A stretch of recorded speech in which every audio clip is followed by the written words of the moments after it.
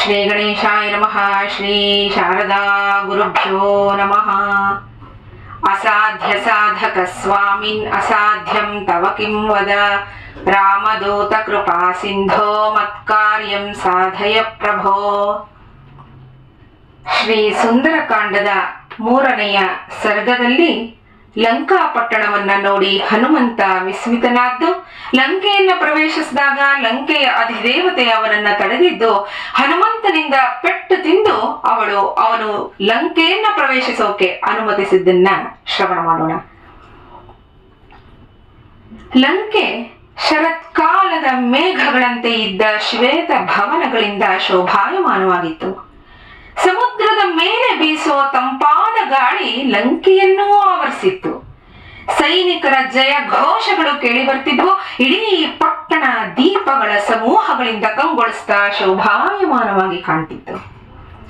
ಹನುಮಂತ ನಗರದ ಎಲ್ಲ ಭಾಗಗಳನ್ನು ನೋಡಿ ವಿಸ್ಮಿತನಾಗ್ತಾನೆ. ಯಾಕಂದ್ರೆ ಅಲ್ಲಿಯ ಪ್ರತಿಯೊಂದು ಸೌಧದ ಬಾಗಿಲುಗಳೆಲ್ಲವೂ ಸುವರ್ಣಮಯವಾಗಿದ್ವು. ವೈಡೂರ್ಯದಿಂದಲೇ ನಿರ್ಮಿತವಾಗಿದ್ದ ಜಗಲುಗಳಿದ್ದವು. ಸೌಧಗಳು ಸುವರ್ಣಮಯವಾದ ಗೋಪುರಗಳಿಂದ ಕೂಡಿದ್ವು. ಆಕಾಶದೆತ್ತರಕ್ಕೆ ನಿಂತಿದ್ದ ಸೌಧಗಳು ನೋಡೋಕೆ ರಮಣೀಯವಾಗಿದ್ವು. ಅಲ್ಲಿದ್ದ ಉದ್ಯಾನವನಗಳಲ್ಲಿ ಕ್ರೌಂಚಗಳು, ನವಿಲುಗಳು ನಿನಾದ ಮಾಡ್ತಿದ್ವು. ಸರೋವರಗಳಲ್ಲಿ ರಾಜಹಂಸಗಳು ವಾಸಿಸ್ತಿದ್ವು. ಕುಬೇರನ ಲಂಕಾಪಟ್ಟಣಕ್ಕೆ ಸಮಾನವಾಗಿ ಶೋಭಿಸ್ತಾ ತ್ರಿಕೋಟ ಪರ್ವತದ ಶಿಖರದಲ್ಲಿದ್ದರಿಂದ ಆ ಪಟ್ಟಣ ಆಕಾಶಕ್ಕೆ ಹಾರ್ತಿದ್ಯೇನೋ ಅನ್ನೋ ಹಾಗೆ ಎದ್ದು ಕಾಣ್ತಿತ್ತು. ಒಟ್ಟಿನಲ್ಲಿ ಅತ್ಯಂತ ಸುಂದರವಾದ ಲಂಕೆಯನ್ನು ನೋಡಿ ಹನುಮ ವಿಸ್ಮಿತನಾಗ್ತಾನೆ. ನಂತರ ಹನುಮಂತ ಸ್ವಲ್ಪ ಹೊತ್ತು ಹಾಗೆ ಯೋಚನೆ ಮಾಡ್ತಾ ಮಹಾಬಾಹುವಾದ ಶ್ರೀರಾಮನ ಮತ್ತೆ ಲಕ್ಷ್ಮಣನ ಅತುಲ ಪರಾಕ್ರಮವನ್ನ ನೆನೆದು ಹರ್ಷಚಿತ್ತನಾದ. ಸುಂದರವಾದ ಲಂಕಾ ನಗರಿಯ ಸೊಬಗನ್ನ ನೋಡ್ತಾ ಪ್ರವೇಶಿಸೋದ್ರಲ್ಲಿದ್ದ ಮಹಾಬಲನಾದ ಹನುಮಂತನನ್ನ ಲಂಕಾಪಟ್ಟಣದ ಅಧಿದೇವತೆ ನೋಡ್ತಾಳೆ. ಇವನು ಒಮ್ಮೆ ಅವಳನ್ನ ನೋಡ್ತಾ, ಏನ್ ಹೀಗಿದ್ದಾಳೆ?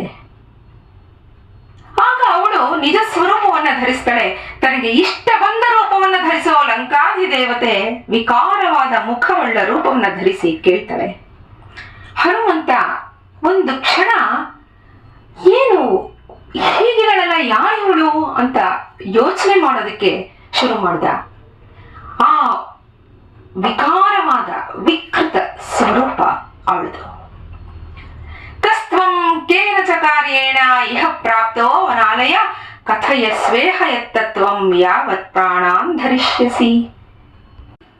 ಲಂಕಾಧಿದೇವತೆ ಕೇಳ್ತಾಳೆ, ಏಯ್ ವನಚರ, ಯಾರು ನೀನು? ಯಾವ ಕಾರ್ಯಕ್ಕೆ ಇಲ್ಲಿಗೆ ಬಂದಿದೀಯಾ? ನಿನ್ನ ಜೀವ ಇರೋವಾಗ್ಲೇ ಎಲ್ಲ ವಿಷಯಗಳನ್ನು ಯಥಾವತ್ತಾಗಿ ಹೇಳ್ಬಿಡು. ಯಾಕೆ ಅಂದ್ರೆ ಮುಂದಿನ ಕ್ಷಣವೇ ನೀನು ಬದುಕಿರೋಲ್ಲ, ನನ್ನಿಂದ ವಧಿಸಲ್ಪಡ್ತೀಯ. ರಾವಣನ ಸೈನಿಕರಿಂದ ಸುತ್ತಲೂ ಸಂರಕ್ಷಿಸಲ್ಪಡ್ತಿರೋ ಈ ಲಂಕಾಪಟ್ಟಣವನ್ನ ಪ್ರವೇಶಿಸೋಕೆ ನಿನ್ನಿಂದ ಸಾಧ್ಯ ಇಲ್ಲ ಅಂತೆಲ್ಲ ಅವಳು ಬಹಳವಾಗಿ ಹನುಮಂತನನ್ನ ಹೆದರಿಸ್ತಾಳೆ. ಅವಳ ಮಾತನ್ನ ಕೇಳಿ ಹನುಮಂತ ಹೇಳ್ತಾನೆ, ಭಯಂಕರ ಸ್ವರೂಪಳಾದ ನೀನು ಯಾರು? ಅದನ್ನ ಮೊದಲು ನನಗೆ ಹೇಳು, ನಾನ್ ಯಾರು ಅಂತ ಆಮೇಲೆ ಹೇಳ್ತೀನಿ. ವಿಕಾರವಾದ ಈ ನಿನ್ನ ಕಣ್ಣುಗಳನ್ನ ನೋಡಿದ್ರೆ ಭಯವಾಗತ್ತೆ. ಯಾಕೆ ಈ ಪಟ್ಟಣದ ಹೆಬ್ಬಾಗಿಲಿನಲ್ಲಿ ನಿಂತಿದ್ದೀಯಾ ನೀನು? ನನ್ನನ್ನ ಯಾಕೆ ನೀನು ತಡಿತಿದ್ದೀಯಾ ಅಂತ ಅವಳಿಗೆ ಬಹಳ ಕೋಪ ಬರುತ್ತೆ. ಅವಳನ್ನ ಅಷ್ಟೋ ವರ್ಷ ಯಾರೂ ತಡೆದಿರ್ಲಿಲ್ಲ. ಅವಳು ಸ್ವೇಚ್ಛೆಯಾಗಿ ಎಲ್ಲಂದ್ರೆ ಅಲ್ಲೇ ಓಡಾಡ್ತಿದ್ಲು. ಯಾಕೆ ಅಂದ್ರೆ ಅವಳೇ ಅಧಿದೇವತೆ ಲಂಕೆಗೆ. ಹೇಳ್ತಾಳೆ, ನಾನು ರಾಕ್ಷಸರ ರಾಜನಾದ ರಾವಣನ ಆಜ್ಞಾಧಾರಕಳಾಗಿ ಇಲ್ಲಿ ನಗರವನ್ನ ರಕ್ಷಣೆ ಮಾಡ್ತಿದ್ದೀನಿ. ನನ್ನನ್ನ ಅನಾದರಣೆ ಮಾಡಿ ಈ ನಗರವನ್ನ ಪ್ರವೇಶಿಸೋಕೆ ನಿನ್ನಿಂದ ಆಗಲ್ಲ. ಯಾರೂ ಪ್ರವೇಶಿಸೋದೇ ಇಲ್ಲ. ಯಾರ ಕೈಲೂ ಆಗಲ್ಲ, ನಿನ್ನ ಕೈಲೂ ಆಗಲ್ಲ. ಇದು ನಾನೇ ಈ ಲಂಕೆಗೆ ಅಧಿದೇವತೆ. ಈ ಪಟ್ಟಣವನ್ನ ಎಲ್ಲಾ ಕಡೆಗಳಿಂದಲೂ ರಕ್ಷಣೆ ಮಾಡ್ತಿದ್ದೀನಿ. ನಾನು ನಿನಗೆ ನಗರ ಪ್ರವೇಶ ಮಾಡೋಕೆ ಬಿಡದೇ ಇಲ್ಲ ಅಂದ.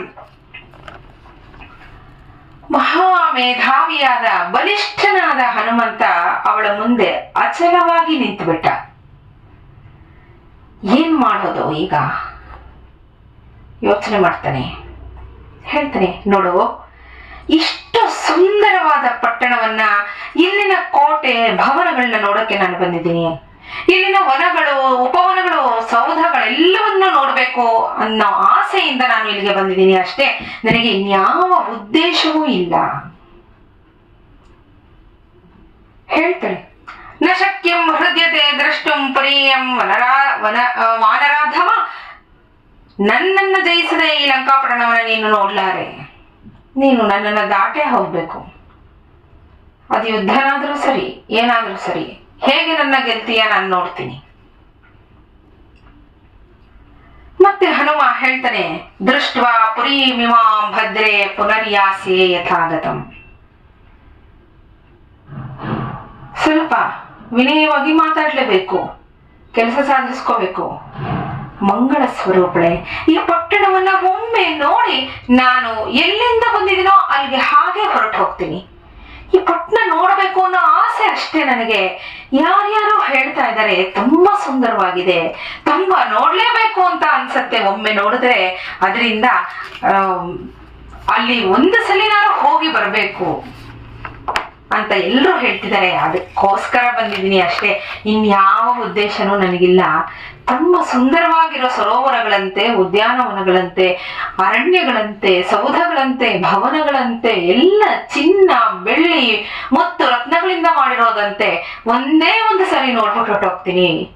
ನನಗೆ ಅದೊಂದಕ್ಕೆ ಅವಕಾಶ ಮಾಡಿಕೊಡು. ಎಲ್ಲಿಂದ ಬಂದಿದ್ದೀನೋ ಹಾಗೆ ಅಲ್ಲಿಗೆ ವಾಪಸ್ ಹೊರಟೋಗ್ತೀನಿ, ಇಲ್ಲೇನಿರಲ್ಲ ನಾನು.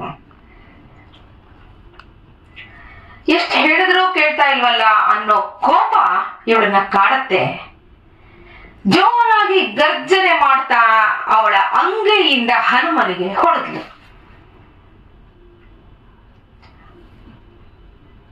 ಅವಳ ಹೊಡೆತದಿಂದ ಹನುಮಂತನಿಗೂ ಕೋಪ ಬಂತು.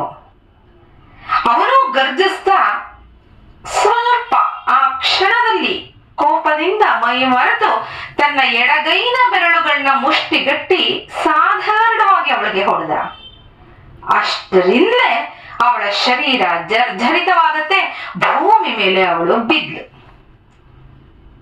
ಗದ್ಗದ ಕಂಠದಿಂದ ಹೇಳ್ತಾಳೆ, ಪ್ರಸೀದಸು ಮಹಾಬಾಹೋ ತ್ರಾಯಸ್ವ ಹರಿಸತ್ತಮ ಸಮಯೇ ಸೌಮ್ಯ ತಿಷ್ಠಂತಿ ಸತ್ವವಂತೋ ಮಹಾಬಲಾಹ. ಹರಿಶ್ರೇಷ್ಠ, ಪ್ರಸನ್ನನಾಗೋ. ಮಹಾಬಲಶಾಲಿಗಳಾದ ಪುರುಷರು ಆಯಾ ಸಮಯಗಳಲ್ಲಿ ಶಾಸ್ತ್ರ ಮರ್ಯಾದೆಯನ್ನ ಮೀರಿ ನಡ್ಕೊಳ್ಳಲ್ಲ. ಧರ್ಮ ಮಾರ್ಗದಲ್ಲೇ ಸ್ಥಿರವಾಗಿರ್ತಾರೆ. ಶಾಸ್ತ್ರಗಳಲ್ಲಿ ಸ್ತ್ರೀಯನ್ನ ವಧಿಸಬಾರದು ಅಂತ ಹೇಳಿದೆ. ಆದ್ರಿಂದ ನೀನು ನನ್ನನ್ನ ಕೊಲ್ಬೇಡ. ವೀರನಾದ ನೀನು ನಿನ್ನ ಬಲ ಪರಾಕ್ರಮದಿಂದ ನನ್ನನ್ನ ಜಯಿಸಿದ್ಯಾ ಅಂತ ಹೇಳ್ತಾಳೆ. ಆಗ ಮತ್ತೆ ಹೇಳ್ತಾಳೆ ಅವನಿಗೆ, ವಾನರನೊಬ್ಬ ನಿನ್ನ ಬಳಿಗೆ ಬಂದು ಪರಾಕ್ರಮದಿಂದ ನಿನ್ನನ್ನ ಜಯಿಸಿದಾಗ ರಾಕ್ಷಸರಿಗೆ ಭಯ ಒದಗತ್ತೆ, ಅವ್ರಿಗೆ ಆ ಕೇಡುಗಾಲ ಬರುತ್ತೆ ಅಂತ ಬ್ರಹ್ಮ ನನಗೆ ವರವನ್ನ ಕೊಟ್ಟಿದ್ದ. ಈಗ ಅವನ ವರ ಸತ್ಯವಾಗ್ತಾ ಇದೆ. ಸೀತಾ ನಿಮಿತ್ತವಾಗಿ ದುರಾತ್ಮನಾದ ರಾವಣನಿಗೂ ಎಲ್ಲ ರಾಕ್ಷಸರಿಗೂ ವಿನಾಶ ಸನ್ನಿಹಿತವಾಗಿದೆ. ನೀನೀಗ ಲಂಕೆಯನ್ನ ಪ್ರವೇಶ ಮಾಡಿ ಯಾವ ಕಾರ್ಯವನ್ನ ಮಾಡಬೇಕು ಅಂತ ಅನ್ಕೊಂಡಿದ್ಯೋ ಆ ಎಲ್ಲವನ್ನು ಮಾಡು. ಎಲ್ಲೆಲ್ಲಿ ಬೇಕೋ ಅಲ್ಲಲ್ಲಿ ನೀನು ಸಂಚಾರ ಮಾಡಬಹುದು. ಅನುಮತಿ ಕೊಟ್ಟೇ ಬಿಟ್ಲು ರಾವಣನಿಗೆ. ಎಲ್ಲಕ್ಕೆ ಬೇಕೋ ಹೋಗು, ಎಲ್ಲೆಲ್ಲಿ ಹುಡುಕಬೇಕು ಅನ್ಸುತ್ತೋ ಹುಡುಕು, ನಿನ್ನ ಸ್ವೇಚ್ಛೆ ಅದು. ಎಲ್ಲ ಬೇಕಾದರೂ ಓಡಾಡು. ನನ್ನಿಂದ ಇಷ್ಟು ವರ್ಷಗಳು ಈ ಲಂಕೆ ರಕ್ಷಿಸಲ್ಪಟ್ಟಿತ್ತು. ಈಗ ಬ್ರಹ್ಮನ ವರದಿಂದ ಈ ವಾನರ ಶ್ರೇಷ್ಠನಾದ ನಿನ್ನಿಂದ ನಾನು ಜಯಿಸಲ್ಪಟ್ಟಿದ್ದೀನಿ. ಅದರಿಂದ ನಾನಿನ್ನೇನೂ ಮಾಡಕ್ಕಾಗಲ್ಲ. ಈ ಲಂಕೆಯನ್ನ ನಾನು ರಕ್ಷಿಸಲಾರೆ. ಇನ್ನು ನಿನ್ನ ಒಂದು ಕಾರ್ಯವನ್ನ ನೀನು ಸಾಧಿಸ್ಕೋ ಹೋಗು ಅಂತ ಹೇಳ್ತಾಳೆ. ಇಲ್ಲಿಗೆ 3ನೆಯ ಸರ್ಗ ಸುಸಂಪನ್ನವಾಯಿತು. ನಾಳೆ ಮುಂದಿನ ಸರ್ಗವನ್ನು ಶ್ರವಣ ಮಾಡೋಣ. ಶ್ರೀರಾಮ ಜಯ ರಾಮ, ಜಯ ಜಯ ರಾಮ. ನಮಸ್ಕಾರ.